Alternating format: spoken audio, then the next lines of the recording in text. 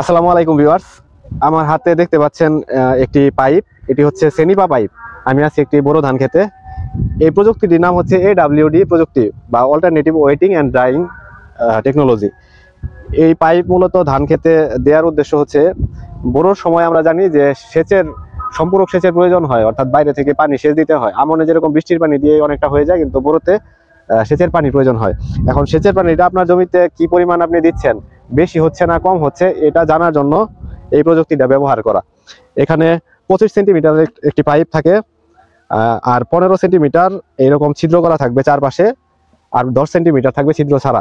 এই 15 সেন্টিমিটার জমির নিচে থাকবে, যে আমরা এখানে একটা স্থাপন করেছি।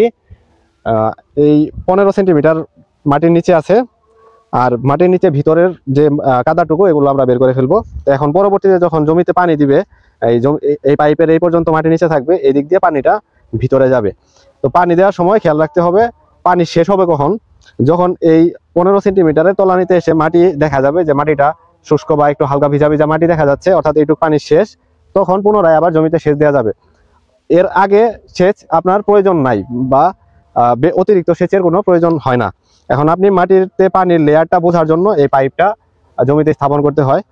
এটা হচ্ছে 1 একর জমিতে 3টা সেনিপা পাইপ স্থাপন করতে হয়। জমির অবস্থান ভিত্তিক উঁচু জায়গাটুকুতে একটা, মাঝারিতে একটা, আর একটা নিচু সাইডে একটা দিতে হবে। এভারেজ করে ওই হিসাব করে আপনার জমিতে পানি দিতে হবে। তো আমি যেটা বললাম যে বোরো ধানে অনেক সময় বিদ্যুতের সমস্যা থাকে অনেক অঞ্চলে, আবার অনেক জমিতে পানি তাড়াতাড়ি শুকিয়ে যায়। তো ওই জায়গাগুলোতে পানি যাতে সাশ্রয় করা যায়, সেজন্য এই AWD টেকনোলজিটা স্থাপন করা হয়।